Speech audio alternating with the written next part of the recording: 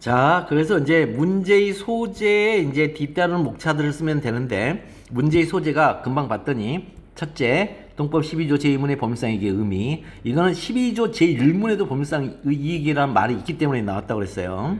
그 다음에 둘째는 동법 12조 제2문에 의하여, 자, 전학 처분의 취소로 인하여 회복되는 법률상이익. 여기 보면 취소로 인하여 회복되는, 자, 여기는 실체법이죠. 실체법. 취소로 인하여 회복되는 건 실체법이죠. 근데 이게 소송법에 있다는 게 문제가 돼요. 조금 이따 보면. 그래서 법률상 이익의 의미 로마자 2번, 로마자 3번 갑이 전학 처분 취소로 회복되는 법률상 있는 자인지 여부. 자, 이 법률상 이익의 의미를 한번 해결해 보자고요. 자, 첫 번째. 취소소송의 협의의 소익이란, 자, 이 정의를 꼭 알고 있어야 돼요. 행정소법 제4조 제1호의 취소소송을 통한 권리 보호의 필요성입니다. 자, 그래서 취소의 대상적 격, 원고적 격이 충족되면 원칙적으로 취소소송의 협의 소익이 있습니다. 자, 근데 예외적으로 처분의 효과 소멸, 원상 회복 불가능, 이미 법익침 해소 등이 있게 되면 협의 소익이 없게 됩니다. 자, 이것은 이론이 아니라 법률 규정의 해석 때문에 나온 겁니다. 이것도 모르는 사람들이 많아요. 그러면 법률 규정 해석인데 어떤 규정 해석이냐? 행수법 제4조 제1호를 보겠습니다. 행수법 제4조 제1호 취소소송 동그라미 땡땡 행정청의 자 위법한 처분 등을 취소 또는 변경하는 소송 이렇게 구성이 돼 있어요. 그럼 이 규정은 동그라미 1번의 취소, 그 다음에 동그라미 2번의 위법한 처분, 동그라미 3번의 취소 또는 변경 이렇게 3분할 수가 있어요. 자, 그 의미를 한번 보겠어요.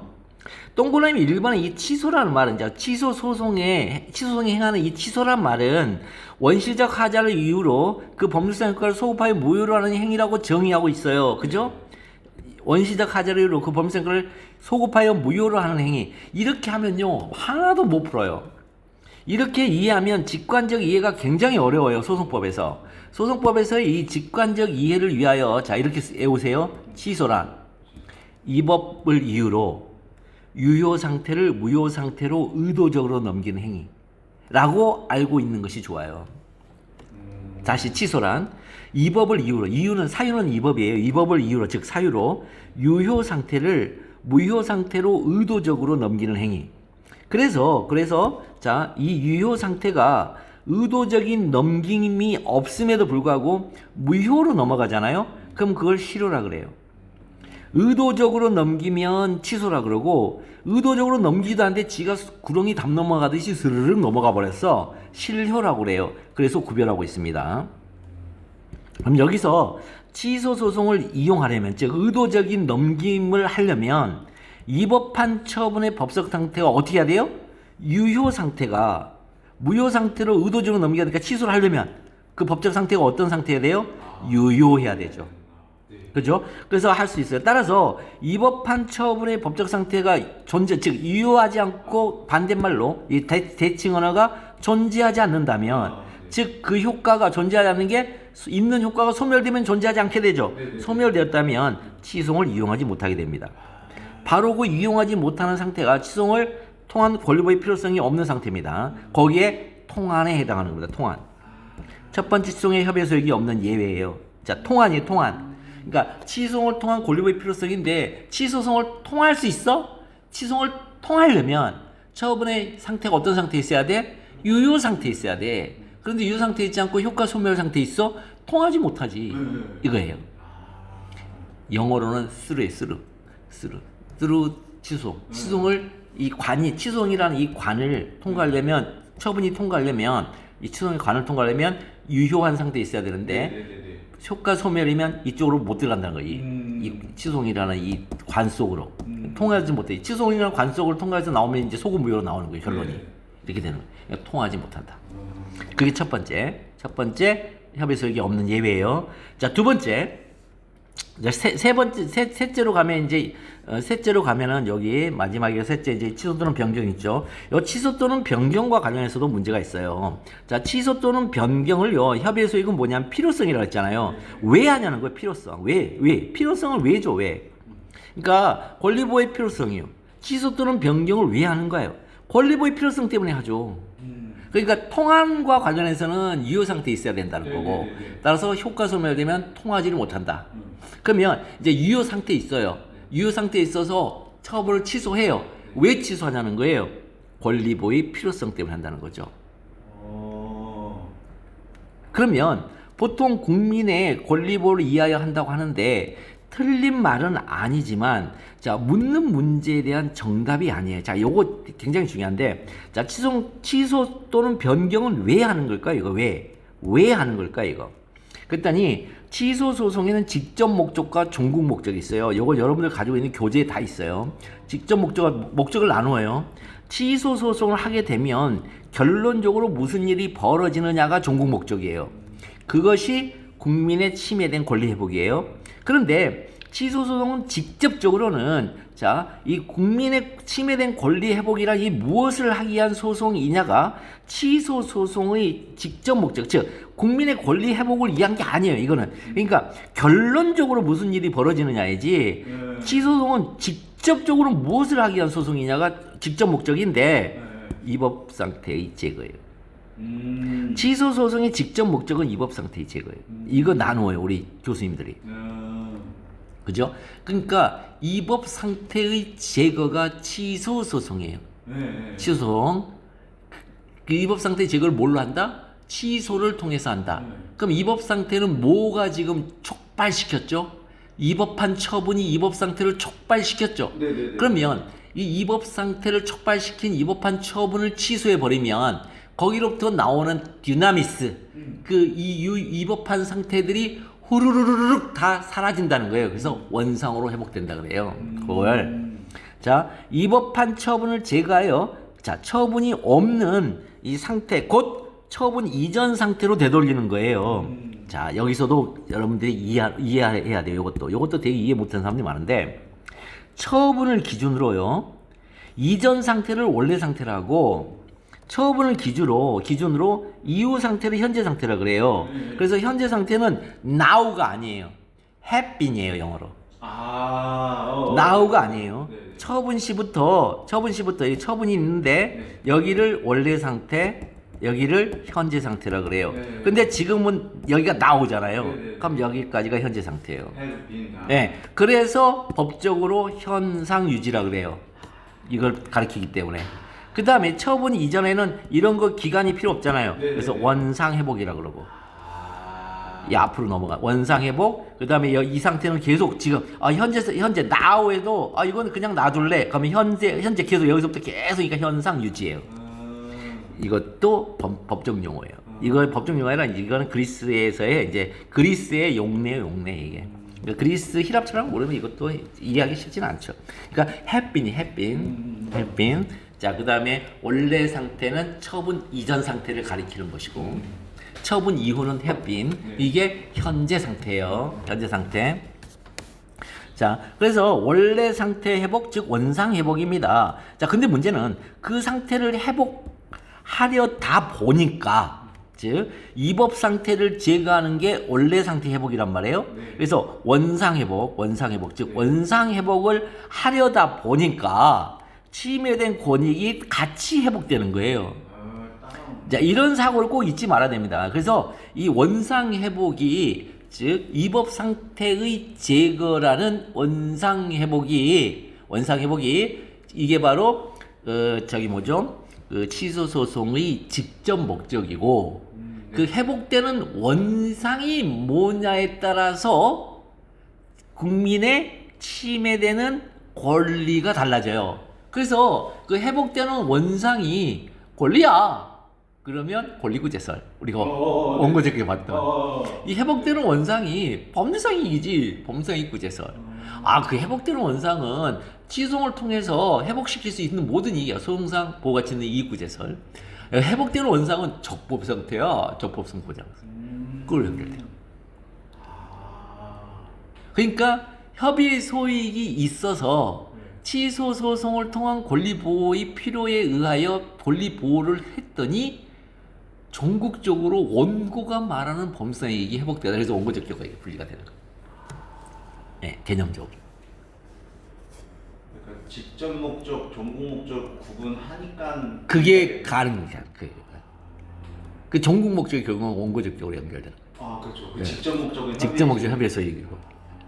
문제는 설령 처분을 취소한다 하더라도 자 취소한다는 건 유효 상태를 무효 상태로 넘기는 것이 원상 회복을 해요. 네네. 원상 회복을 해요. 문제는 원상 회복을 하려고 하는 거잖아요. 네. 원상 회복 불가능한 경우가 있어요. 이법 상태 제거가 원상 회복인데 네. 원상 회복이 불가능한 경우가 있어요. 네. 또 하나는 설령 처분을 취소한다 하더라도 원상 회복이 불필요한 경우도 있어요. 이 원상 회복을 불필요하다 요거를 이제 뭐라 하냐면 이거를 법익 침해 해소라 그래요. 이미 법익 침해 해소. 교재에서 이미 이게 원상 회복에 불필요하니까 너무 없어 보여요 용어가. 그러니까 용어는 이미 법익 침해가 해소된 경우 이렇게 얘기를 해요. 원상 회복의 불가능은 없어 보이는 표현임에도 불구하고 대체 표현이 없어요. 그래서 그냥 써요. 원상 회복이 불가능한 경우. 그 다음에 이미 법익 침해가 해소된 경우. 자 이건 뭐예요? 이법 상태를 제거했어요. 이법 상태를 처분을 취소해서 이법 상태를 제거했어요. 네. 그러면 어디로 연결돼야 된다고요? 원상 회복으로 연결이 돼야 된다고요. 그래야 침해되는 권리, 그게 원상 회복된 원상이 뭐냐에 따라서 이제 권리 구제에서 이렇게 나가는 건데, 네. 그 원상 회복하는데, 원상 회복이 불가능해요. 그러면은 위법성을 이법 상태를 제거를 했는데, 아. 즉 처분을 취소했다는 것은 이법 상태를 제거했다는 거거든요. 네네네. 그럼에도 불구하고 원상 회복이 불가능해요. 이법 상태를 제거했는데도 불구하고 원상 회복이 불필요해요. 그런 걸 원상 회복 불가능, 이미 법익 침해 해소라고 해요. 그럼 원상 회복 불가능이 어떤 거냐? 전부 다 신분 지위와 관련돼 있어요. 자, 공무원이 파면 처분을 받았어요. 그런데 그럼 파면 처분 시송을 제기해야죠. 네네네. 파면 처분 시송을 제기했어요. 그랬더니 정년이 지났어요. 네. 60세 정년이 지났어요. 57세 때 파면 처분 받았는데 그래서 3년간 열심히 다투고 있는데 판결문이 나오기 전에 정년이 지나버렸어요. 그러면 이제 무슨 일이 벌어지느냐? 이 처분이 위법하다 그래서 취소를 하잖아요. 그러면 이제 위법 상태가 제거됐죠. 그럼 원상을 회복해야 되죠. 원상이 뭐죠? 파면 처분의 원상이 뭐죠? 파면되기 전에 원래 공무원의 지위에 그쵸? 네. 파면은 공무원 지위에서의 제거, 네. 박탈, 퇴출이거든요. 네. 공무원 지위에서의 퇴출이에요. 그런데 퇴출된 공무원 지위가 회복돼야 되잖아요. 네네네. 근데 정년이 지났으니까 갈 수 있어요, 없어요? 원상 회복 불가능. 아. 원상 회복 불가능은요. 일반적으로 저기 협의 소익이 없어요. 그런데 신분 지위와 관련됐을 때는 원상 회복 불가능에 여전히 협의 소익이 있을 때가 있어요. 신분 지위에 따른 보험급 규정이 있을 때요. 그걸 이제 주된 원상 회복, 그다음에 부수적. 주된 이익의 회복 불가능, 부수적 주된 이익과 부수적 이익으로 나눠요. 그걸. 그 주된 이익이 신분 지위예요. 신분 지위가 아닌데다가 이 원상 회복 쓰면은 빵점이에요. 근데 의외로 우리 수험생들이 그 구별을 못하니까. 그러니까 법학이라는 건 비트겐슈타인이 말한 것처럼 일물일가의 원칙이에요. 논리실증주의에서 언어 하나당 어떤 사건 하나를 가리킨다. 이게 법률에 정확하게 적용이 돼요.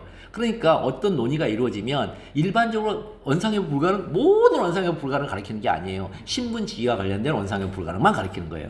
그럼 나머지 것들은 다 해볼 소용이 없어요. 나머지는 주된이익, 부수이익이라는 이 자체가 없으니까. 분류 자체가 없으니까. 그거고, 그 다음에 이미 법익 침해 해소가요. 이미 법익 침해 해소가 그 퇴학 처분 받은 애가 검정고시 합격할 때요. 아. 퇴학 처분을 받은 애가 고졸 검정고시를 합격한 경우에요. 그러면 퇴학 처분을 받아서 학교로부터 퇴출당했어요. 네. 그죠? 퇴출당했어요. 네. 그래서 얘가 고졸 검정고시를 합격을 한 거예요. 그러면 얘는 침해되는 법익이 교육법에 의하여 두 개를 침해돼요. 퇴학 처분으로. 하나가 학력 부인정. 아, 네. 얘는 중졸이 돼요. 맞습니다. 두 번째는 상급학교 진학 기회가 박탈돼요. 아, 네. 즉 수능을 못 봐요. 네. 그러니까 학력과 수능은 다른 거예요. 네. 중졸이기 때문에 일단 학력이 중졸로 떨어지고 두 번째는 고등학교 졸업 예정자나 고졸이 돼야지만 볼 수 있는 수능을 못 봐요. 수능 기회가 박탈돼서 대학교를 못 가요. 이 두 가지의 불이익이 발생해요. 파면 이제 태학 처분으로 인해서. 근데 얘가 고졸 검정고시 합격을 했어요. 네네네. 그러면 이제는 고졸의 학력이 회복됐고 그 다음에 수능 기회를 다시 그것도 회복됐죠. 네네네. 그러니까 이미 태학 처분 취소해서 위법 상태를 제거해서 원상을 회복을 해야 되는데 회복되는 원상이 이미 회복돼 있잖아요. 네네네. 그러니까 원상 회복이 불필요하죠. 네네네. 이미 법익 침해했어요. 그게. 아. 그게 이미 법익 침해했어요. 아. 그래서 이미 법익 침해 해소됐다 그래서 그 교육청 그러니까 교육장인데 교육장의 소송 대리인인 변호사가 답변서에다가 얘가 참 칭찬 엄청 하죠. 너무나 얘가 진짜 근면성실한 애여서 이 태학 처분 소송을 하는 과정에서 이렇게 됐다는 얘기는 참으로 칭찬받아 마땅하고 더군다나 교육법에 의해서 침해되는 두 가지 권리 침해되는 법률상 이익인 학력 불인정의 불이익과 그다음에 상급학교 진학기회의 봉쇄라는 불이익이 이제는 해소됐다. 이미 법익 침해가 해소됐으니 이제는 합의 소용이 없으니 부적법 소각화 판결을 해주시기를 바랍니다라고 기록형으로 올렸단 말이에요. 그 기록형 나와 이게 시험 문제 내면. 그랬더니 원고 측에서 주장이 뭐냐면 이미 법익 침해가 해소된 거 맞다. 그래서 원칙적으로는 이래야 되는데 예외적으로 협의 소익이 없는데 여전히 협의 소익이 있다. 여전히 협의 소익이 있다. 즉 태학 처분의 근거법에 의한 법률상 이익은 근거법에 의하여 침해된 법률상 이익은 모두 회복이 된 건 맞다. 그러나 다른 법률에 의한 침해가 여전히 잔존하고 있다. 다른 법률상 이익이 여전히 잔존하고 있다. 그게 뭐냐? 고등학교 학생으로서의 신분과 명예가 회복이 안 되고 있다. 아, 그 판례 본것 같습니다. 네. 고등학교 학생의 신분과 명예가 회복이 안 되고 있다. 이렇게 얘기를 했더니 뭐라고 그랬냐? 그 변호사가 그거는 법상 이익이 아니다. 그거는 법상 이익이 아니다. 그런데 우리 판례가 그거 법상 이익이 맞다. 왜? 법상 이익이란 말 안 써요. 소송상 이익이라고 써요. 취소를 구할 소송상 이익이 있다고 그래요. 무슨 얘기입니까? 취소 소송을 통해서 회복되는 이익이라는 거예요. 근거법에 의해서 회복되는 이익은 아니어도 취소 소송을 가서 이 처분을 취소해 놓으면 회복되는 이익이 있다는 거예요. 아, 그러면 형식적으로 고등학교 학생으로서의 신분과 명예는 교육법에서 보장하는 법상 이익은 아니나 우리 사회법에서는 학벌주의. 이 사람이 저기 시골에 그냥 아무 생각도 없는 고등학교 말이 안 돼. 이 사람이 아마 경기고인가 경복고인가 그런단 말이에요. 그러면 거기에 고등학교 졸업생이면 동문이 되고 거기에 몇 해면은 동창이 생겨요. 그 다음에 거기에 다니면은 고등학교 재학생이에요. 어디 학교 재학. 그러면 이게 신분과 명예예요. 명예는 동문 동창을 말해요. 신분은 재학을 하는 거. 그래서 거기에 재학하는 신분이 있고 거기를 졸업하면 명예가 생긴다. 그러면 이 친구는 사회적인 주류로 들어간다. 그 학벌의 세계에서. 근데 그걸 얘한테 포기하라고 하는 건 말이 안 된다. 물론 뺑뺑이였지만 그렇게 해가지고 고등학교 학생으로서 신분과 명예라는 소송상 이익이 있다. 그러니까 협의의 수익은 소송상 이익이에요. 법률상 이익이라기보다. 그럼 소송상 이익 안에는 우리가 원고적격에서 소송상 부가치는 이익구제서 했을 때 그 비판이 뭐냐면 판사의 자의적 판단. 아니, 그게 왜 그래요? 반사적 이익이기 때문에.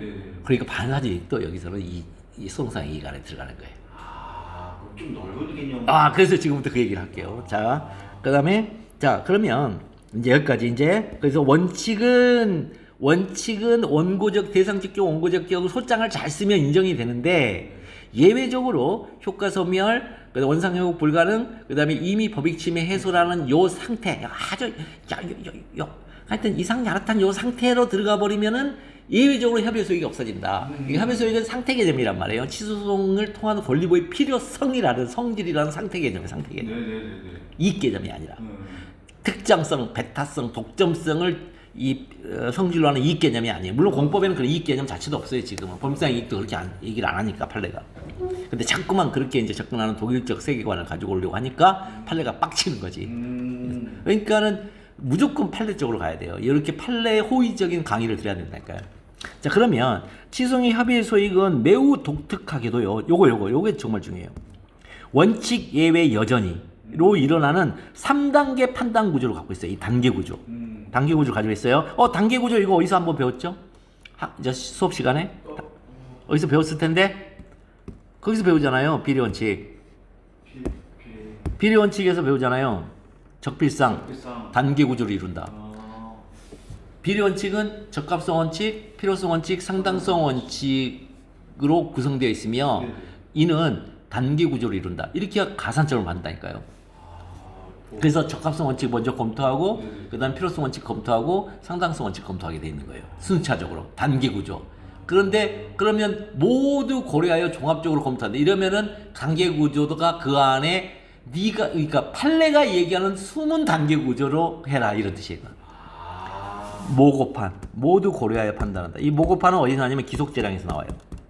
기속재량에서 기속재량의 판단 분류 기속행위인지 재량인지 여부는 그 처분의 근거가 된 법규의 체제, 형식, 그 문헌, 그 다음에 그 행위가 행해진 행정 분야의 주된 목적과 특성, 그 다음에 그 행위의 개별적 성질과 유형 등을 모두 고려하여 판단해야 한다.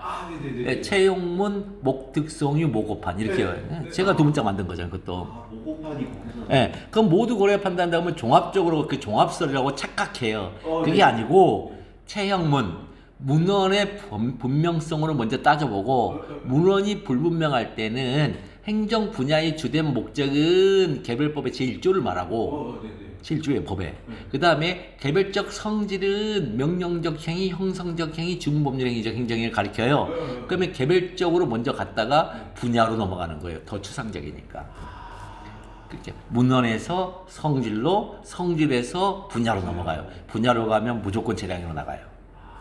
왜냐하면 분야에 다 2000개의 행정법이 목적 조항에 공익이 들어가 있어요. 목적 조항에 공익이 들어가 있으니까 분야로 가면 다 재량으로 나가는 거예요. 그래서 일반적으로 행정작용은 다 재량으로 나가는 거예요. 기속행위가 별로 없어요. 기속행위는 명령적 행위밖에 없어요. 기속행위가 별로 없어요. 실질적으로 다 재량이에요. 재밌죠? 선생님 질문이 네. 있는데 뭐 예를 들어서 그 법조문에서 뭐뭐 할 수 있다 네. 혹은 뭐뭐 하여야 한다라고 했을 때도 하여야 한다를 이제 재량행위로 끌고 가려면 그 근거법규의 체제 문헌 형식에는 안 되지만 성질이나 분야로 가야 되죠. 재량행위가 된다고 해야겠네요. 당연하죠. 그러면 하여야 한다가 이게 그러면 기속의 재량이에요? 그냥 문헌식으로 보면 기속 같아 보여요. 아니에요. 근데 신청권처럼 그렇게. 아니. 기속재량은요. 이거 뭐예요, 이거? 행정? 행위죠. 네.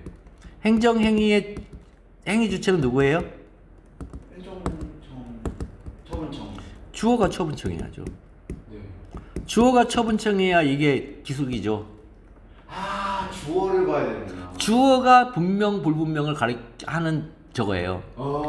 주어가 학생들 다 모르죠 이거. 건축법 11조를 보면 네. 건축을 하고자 하는 자는 시장, 군수, 구청장의 허가를 받아야 한다 그래요.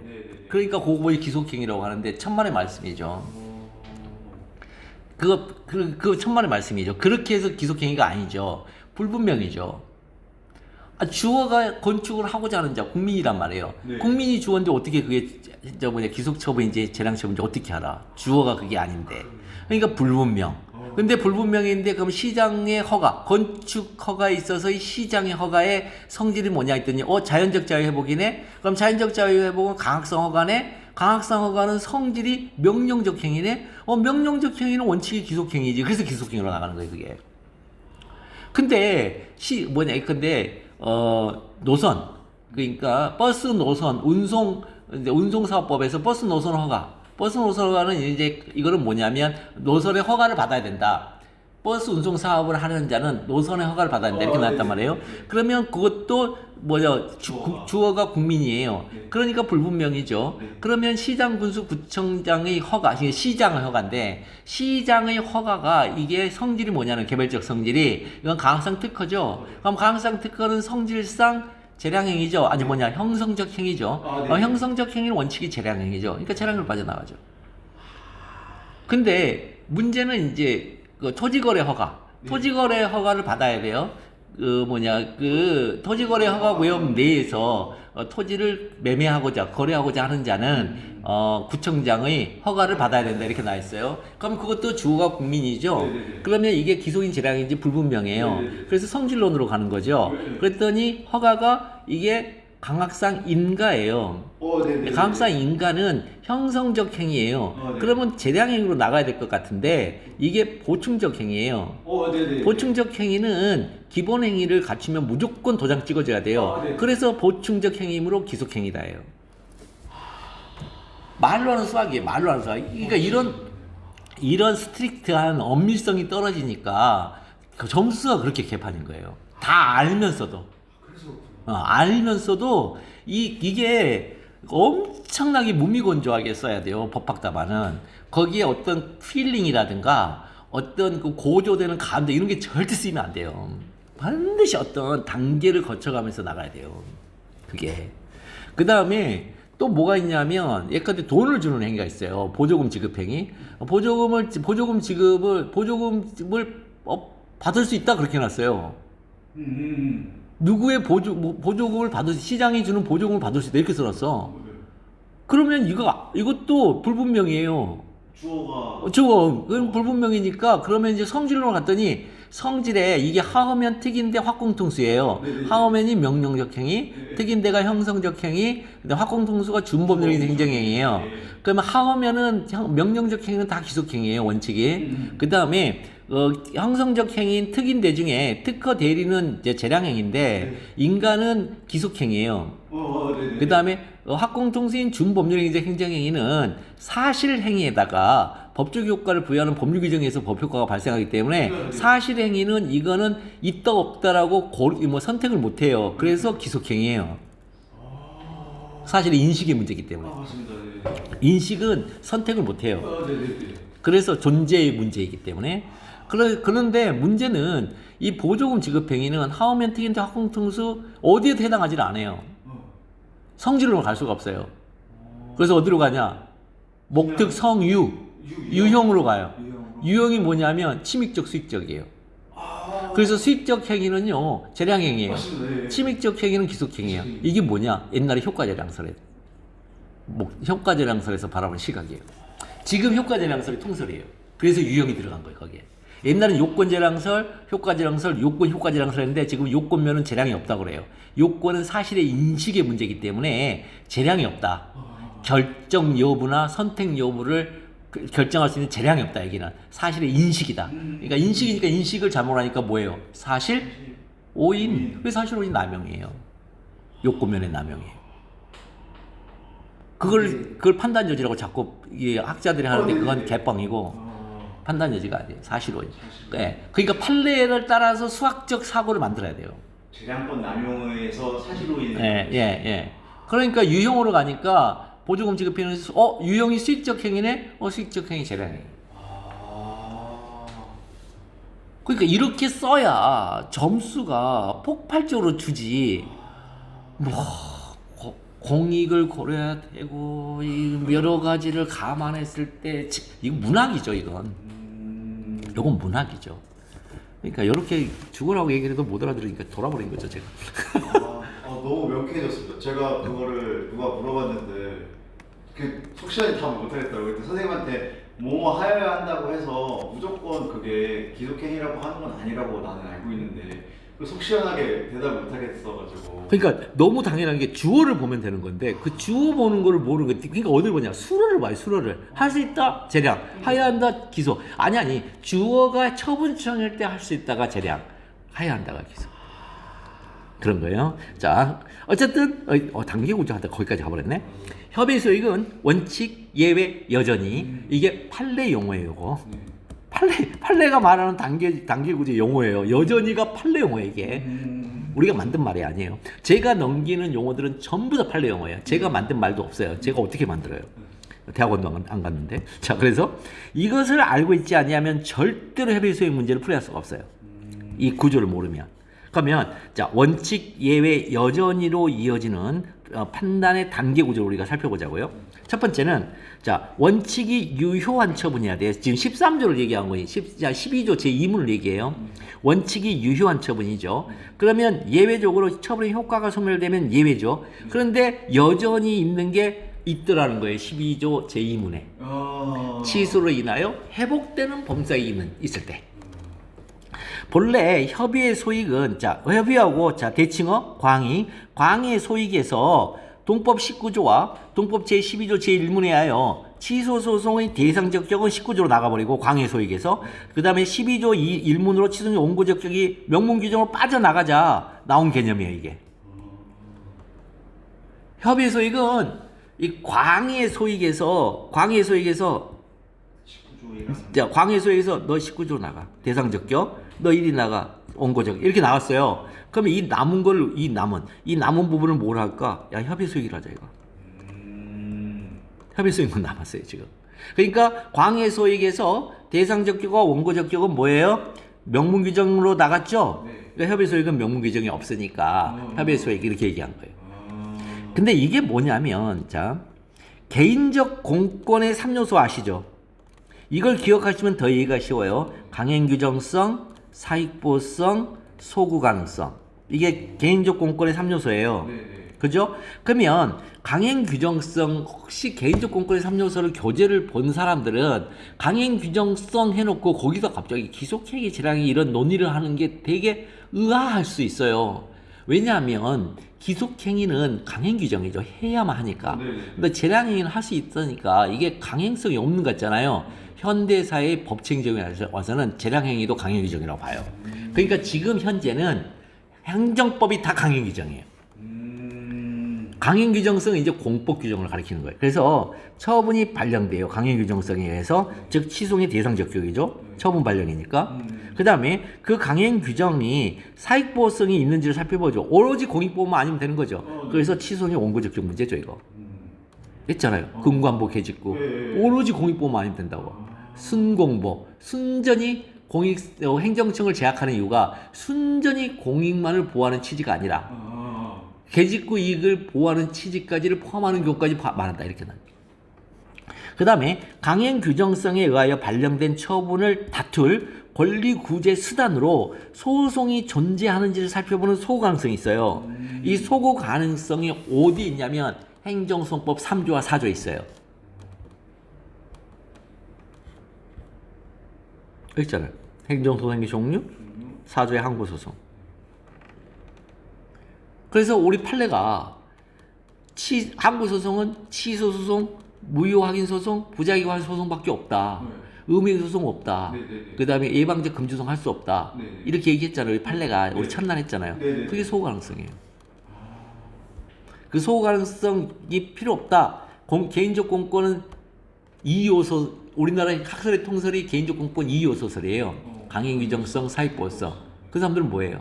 소구 가능성을 없애잖아요. 그게 뭐예요? 의무소송 인정하죠. 그래서 그렇구나. 근데 이 소구 가능성까지를 인정하면 당연히 4조에 있는 걸로 열거하죠. 이것도 서울대 박종훈 교수님. 이제 무슨 말인지 아시겠죠? 점점 앞뒤가 좀 깨지죠. 자, 취소소송이 이걸 협의소익이라고 그래요. 그래서 취소의 대상 적격, 취소의 원고 적격이 인정되면 원칙적 수용 협의소익이 있는 것으로 보게 되는 거예요. 이래서 이것도 이론이 아니죠. 분명히 말. 소장의 작성 방법 때문에 나온 것이라고 했어요. 소장을 작성할 때 소송을 제기하는 자, 즉 원고는 취소의 대상 적격을 청구 취지 1번에 맞게 써야 하고 원고 부분에 자기 이름을 써야 되죠. 그래서 취소의 대상 적격, 취소의 원고 적격이 인정되면 원칙적으로 취소의 협의 소익이 있는 것으로 보게 되죠. 그러면 피고인 처분청이 소장 부본을 받은 다음 그 답변서에 예외적으로 취소의 협의 소익이 없음을 주장 입증해야죠. 처분청이 예외적으로 취소의 협의 소익이 없음에 성공을 하면 원고가 다시 여전히 취소의 협의 소익이 있음을 주장 입증해야 되죠. 이게 기록형이죠. 그래서 기록형을 이렇게 써요. 그래서 기록형의 12조와 관련돼서 이 시험 문제 엄청 내죠. 효과 소멸과 관련해서 엄청 낸다고요. 그래서 원칙, 예외, 여전히로 계속 써야 돼요. 그걸.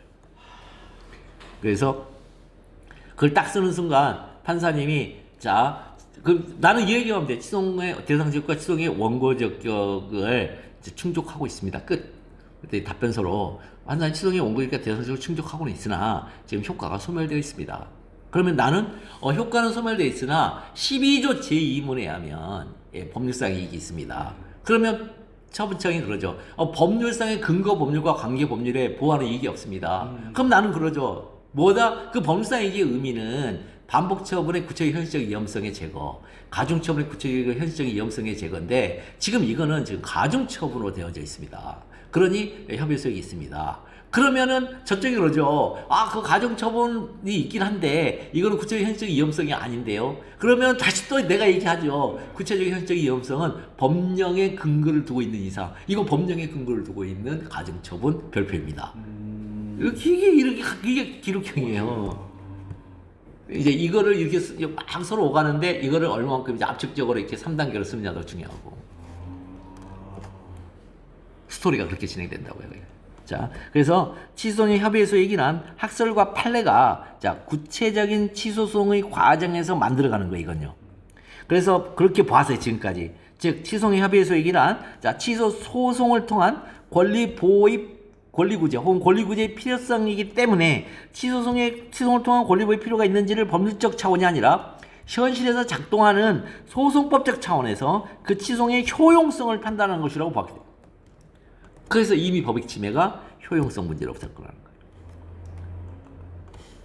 아니 법률적 차원이면 법률상이라니까요. 근관부 개직구. 네네네. 근데 근관부 개직구가 아니라 취소송, 소송법적 차원에서 이 취소송의 효용성 문제로 접근한다고요. 자, 그런데 동법 제12조 2문에 희한한 규정이 명문화되어 있어요.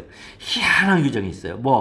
그래서 12조 제2문, 처분 등의 효과가 소멸된 뒤에도 그 처분 등의 취소나 회복되는 범성이 있는 자의 경우에는 또한 같다 이렇게 나왔어요. 근데 왜 희한하냐? 12조에다가 넣어놔서 희한한 거예요. 12조가 꺽쇠가 원고적 격이에요. 블랭킷이 원고적 격이에요. 가로 열고 가로 닫고가. 근데 여기는 뭐예요?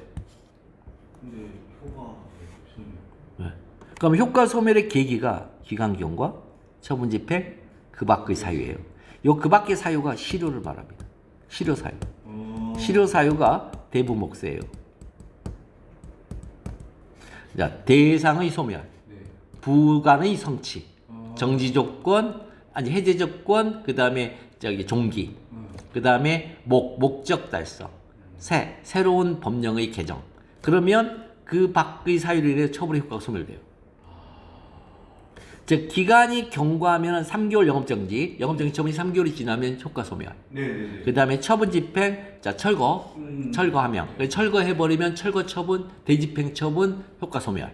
그 다음에 그 밖의 사유, 대상의 소멸. 대상의 소멸이 뭐냐면 이제 운전면허 정지 나왔는데 그 사람이 죽었어요. 그러면 면허 정지 처분의 효과 소멸.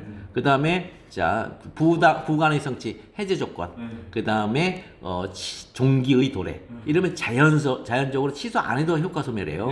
그 다음에 목적 달성. 아까 얘기했던 태학 처분인데 그 목적 달성이 여전히 이루어지긴 하지만. 그 다음에 새로운 법령이 개정되면 그 새로운 법령 개정에 그 효과는 없어지는 거야. 그걸 없애는 거니까. 그런 식으로. 대부목세. 그래서 총 6개예요. 효과 소멸은 총 6개밖에 없어요. 기간경과 처분 집행, 대부목세. 아니 법은 폐쇄 시스템이라니까요. 법이 오픈 시스템이어서 기타 등등이라는 게 없어요. 법에는. 그 밖이어서 마치 기타 등처럼 보이지만 여기도 대부목세는 4개밖에 없어요.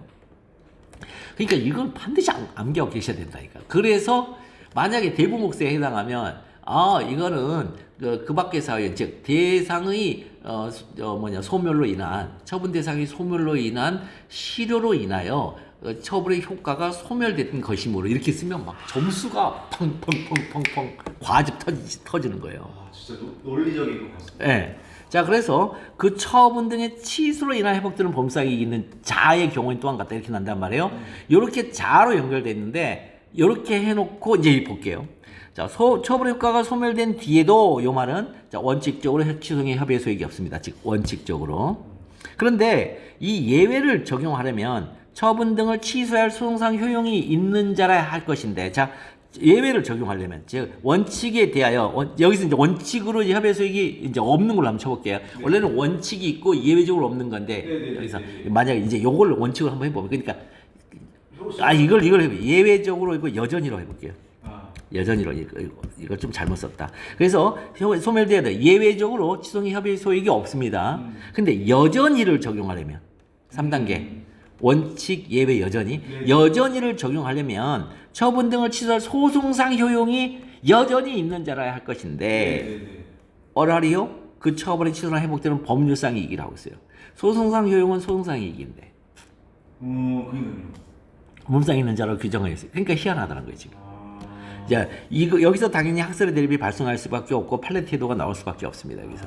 자, 그래서 그 처분 등의 취소로 인하여 회복되는 법률상 있는 자에서 법률상 이익의 의미를 이제 살펴야 돼요. 네네네. 본래 시송을 통한 효용성 이걸 소송상 이익이라고 해야 바른 표현임에도 왜 굳이 우리 입법자들은 법률상 이익이라고 얘기하였냐는 거예요. 그죠? 네네. 만약에 소송상 이익이라면 이 법률 규정을 둘 이유가 있을까 없을까요? 저렇게 둘 이유가 없어요. 근데 법률상 이익이라고 넣어놓은 거예요.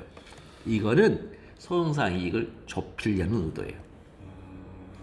입법자들의 결단은 원고적격의 법률상 이익과 동일한 의미로 보려고 하였기 때문에 굳이 제12조 원고적격이라고 했다는 견해가 있어요. 이러면 비과거설이라고 그래요. 입법 비과거설. 그래서 이분들은 12조 제1문의 법률상 이익과 12조 제2문의 법률상 이익은 완전히 동일하다. 근데 12조 제1문의 법률상 이익은 우리가 이미 알고 넘어왔잖아요. 픽스했잖아요. 네. 근관부 개직구라고. 네. 그러면 여기서도 근관부 개직구이죠. 그래서 법률상 이익의 의미를 우리가 배웠던 원고적격상의 법률상 이익의 의미와 동일하게 보려고 합니다. 기억나시죠? 근관부 개직구. 두 번째 견해. 그건 입법자들이 잘 모르고 이렇게 하였거나 첫 번째 혹은 입법자들이 알았음에도 뭔가 오해를 한 것이 아니냐라는 측면에서 법률상 이익이라는 표현은 썼지만 원고적격 법률상 이익과 동일한 의미는 아니라고 보는 견해가 있어요. 이 견해에 의하면 원고적격과 협의 소익을 제12조에 함께 넣은 것은 잘못이죠. 입법 과오설이죠. 그래서 네. 이 견해에 하면 법률상 이익은 근관부 개직구 플러스 알파가 돼요. 이 플러스 알파를 밝히고 있는 판례를 기억해야 돼요. 그러니까 왜 굳이 법률상 이익이라고 했느냐? 소송상 이익이라고 하면 되는 건데 그럼 소송상 이익이라고 하려면 굳이 법률을 둘 이유가 있냐? 없다. 그런데 여기다 법률상 이익이라고 뒀다는 얘기는 법률상 이익이라고 표현을 했으니까 입법자의 결단을 무시할 수는 없어요. 왜? 해석은 말하는 입에 불과하기 때문에 이걸 무시하고 해석을 한다. 이거는 법 창조 행위예요. 그럼 이거는 헌법 위반이에요. 입법 형성 작용은 헌법 위반이라고요. 그러니까 해석을 통한 입법 형성 작용은 이거는 정말 큰일 나요. 그래서 이번에 민주당에서 검찰들의 그 기소 남용, 그 다음에 수사 남용 요것을 이제 해소하기 위하여 두 개를 하고 있죠. 기소청과 그 다음에 수사청으로 분리하는 거. 그래서 수사는 경찰한테 다 넘기는 거. 첫 번째 그 조직의 분리. 두 번째는 이 기소를 남용했을 때 사법 왜곡죄, 사법 왜곡죄로 엄히 다루는 거. 이게 시스템 오남용이거든요. 이 시스템 오남용은 그때 말씀드렸죠. 현대 사회에서 최고의 죄예요. 현대 21세기에서 최고의 죄, 범죄예요 이게. 그걸 만들고 있는데 뭐 국민의힘에서 근데 아니에요. 그거는 정권이 바뀌면 국민의힘이 도리어 좋아요. 오히려 정권 바뀌는 건 제압이 100%예요. 그러니까 국민의힘한테 오히려 좋은 거예요 그게. 사법남용죄. 근데 그 사법 왜곡죄인데 판사도 사법 왜곡죄로 처벌받습니다. 해석을 통해서 법 형성 작용을 하며. 서구 유럽에선. 그러니까 판사도 우리나라는 판사들이 이제 그런 일을 안 해요. 어차피 안 하는데 워낙 소극적이라 그게 일종의 전통처럼 문화처럼 굳어져 있어 우리나라는. 그래서 자 어쨌든 자 플러스 알파를 밝히는 그럼 이제 그다음에 또한 같다 있죠. 또한 같다. 법상 있는 자의 경우에는 또한 같다 그랬잖아요 여기. 자 자의 경우에는 또한 같다 그랬잖아요. 요것도 판례가 되게 재밌게 표현을 해요. 자 판례 표현. 자 그 처분 등의 취소나 회복되는 법률상에 있는 자의 경우에는 또한 같다. 이 자에다 걸려놓고 또한 같다라고 있잖아요. 판례는 자 그 처분 등의 취소나 회복되는 법률상에 있는 자라고 인정되면요. 또한 같다를 이렇게 처리해요. 이 자를 있잖아요. 맨 앞으로 빼요.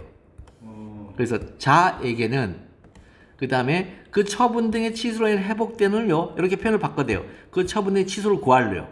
법률상 이익이 그 다음에 있다로 처리를 해요. 상태로 처리를 해요. 그 자에게는 그 처분 등의 취소로 갈 법상 이익이 있다라 그래요. 요거를 이 표현을 모르면 판례 공부를 할 때 이 사람들 있잖아요. 원고 적격으로 착각을 해요, 표현을. 원고 적격 취소로 갈 법상이 있는 자라고 하고 있으니까 네네네. 취소를 구할 법상 이익이 이 표현 때문에 선생님 이거 원고 적격 얘기 아니에요? 아니요. 자에게는 있다 이러면 협의소 얘기예요. 판례 공부하실 때. 플러스 알파를 밝히고 있는 판례예요. 자, 이 판례에 의하면 처분의 취소로 인하여 회복되는 범상 이익이란, 자, 처분의 취소로 인하여 회복되는 동법 제12조 제1분의 범상 이익, 자, 근간복 개직구 이외에 원래는 소송상 이익이어야 되는데 네네. 그 소송상 이익 중에 구체적이고 현실적인 소송상 이익만 들어와. 반복 처분의 위험성에 제거해야 되는데 구체적인 현실적이라는 말이 들어가서 범상이익을 구체적 현실적인 요 표현을 쓰기 위해서 범상이익을 썼다고 보는 거예요. 그러니까 가중 처분의 위험성의 제거인데 구체적인 현실적인 위험성의 제거라고 이렇게 보는 거예요.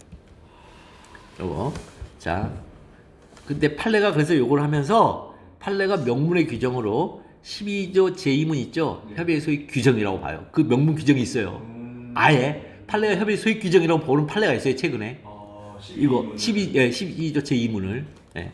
그래서 판례는 취소를 통한 위험성의 제거 있죠. 위험성의 제거. 요게 원래는 소송상 이익이에요. 네네네. 그런데 취소를 통한 권리의 필요성 즉 효용이라고 봐요. 문제는 명문 규정이 그 인정 범위를 취소로 인하여 회복되는 위험성의 제거가 아니라 법률상 이익으로 좁혔다는 거예요. 그래서 단순한 위험성의 제거가 아니라 구체적 현실적인 위험성의 제거라고 좁히게 하여 법률상 이익이라고 썼다고 판례가 보는 거예요. 이제 하나씩 이제 구체가 되죠. 이런 말들이 이제 협의에서 이해가 되시죠. 그렇다면 구체적 현실적인 반복 처분의 위험성의 제거 동동 위반. 자, 제소 당시에는 권리보호 이익을 갖췄다. 권리보호 이익을 갖췄어요. 뭐 협의 소익이 있죠. 그런데 제소 후에 취소 대상 행정처분이 기관의 경과 등으로 그 효과가 소멸할 때, 이거죠. 그러니까 협의 소익은 있잖아요. 이 소송이 제소 후, 즉 소송 계속 중이죠. 소송 계속 중에 효과 소멸이 가능해요. 그러니까 이 효과 소멸을 방지하기 위한 제도가 있다고 그랬죠. 그게 뭐죠? 이 협의 소익을 갖췄어요. 제소 당시에는. 그런데 제소 후에, 즉 소송 계속 중에 본안에 가서 제소 후는 소송 계속 중에 소송 계속 중에 이 취소 대상 처분이 기간의 경과 등으로 그 효과가 소멸할 수가 있어요. 그럼 협의 소익이 없어져요. 이 협의 소익이 없어지는 요 사태를 방지하기 위한 제도가 있다고 그랬죠. 집행정지. 집행정지가 요거를 방지한 거예요. 그 집행정지가 뭐냐면 이 집행정지 딱 때리죠. 기간이 지나가질 않아요. 네네네. 절차가 속행이 안 돼요. 네네네. 아예 효력 정지를 시켜요. 이렇게 한단 말이에요, 지금. 그래서 근데 이 효과가 소멸해버렸어요. 그걸 집행정지를 안 해가지고. 집행정지를 안 해가지고 이 효과가 소멸하니까 동동 위반. 동일한 소송 당사자 사시에서 동일한 사유로 위법한 처분이 반복될 위험성. 이거를 반복 처분의 구체적 현실적 위험성이 뭐? 여기가 반복될 위험성인데 반복 처분의 반복될 구체적인 현실적인 위험성이 되려면 동일한 사유로 반복된다는 거예요.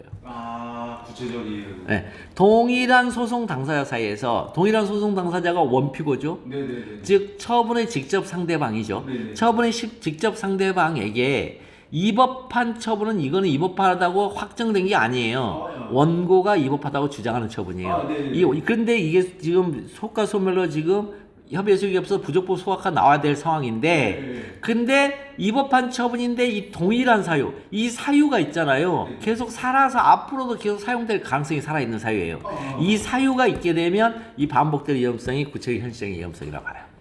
그걸 뒤에다 한번 볼게요. 에 있어서 행정처분을 위법성 확인된 불분명한 법률 문제나 해명이 필요하다고 판단하는 경우. 그죠? 어디서 해요? 이 위법성 확인이잖아요. 그러니까 이거는 본안에 가서 위법성 확인을 받는 거죠. 그러면 이 위법한 처분이 반복되는 이 반복되는 위법한 처분의 위법은 이거는 원고가 주장하는 위법이에요. 그래서 행정의 적사권이에요. 행정의 적법성 확보, 그에 대한 사법 통제, 국민의 권리구조 확대. 이게 뭘까요? 이 측면에서 하고 있는데 이 측면이랑 이 세 측면이 뭘까요? 이게 소송상 이익이에요. 소송을 통해 취소송을 통해서 얻게 되는 이익이 뭐예요? 행정의 적법성 확보 이익.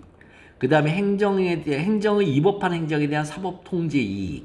그다음에 이거는 뭐예요? 그래서 여기까지는 직접 목적. 그다음에 국민의 권리 구제의 확대 이익.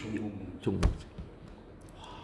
그래서 여전히 그 처분의 취소를 구할 범상이다. 이렇게 여기다가 그 처분의 취소는 회복되는 범상이 있다라고 또 한 갖다를 여기다 써놨잖아요. 뒷부분에 그 처분의 취소를 구할 범상이다. 이 표현 보고 원고적 얘기라고 하는 사람도 있다니까요. 그거 아니라는 거예요.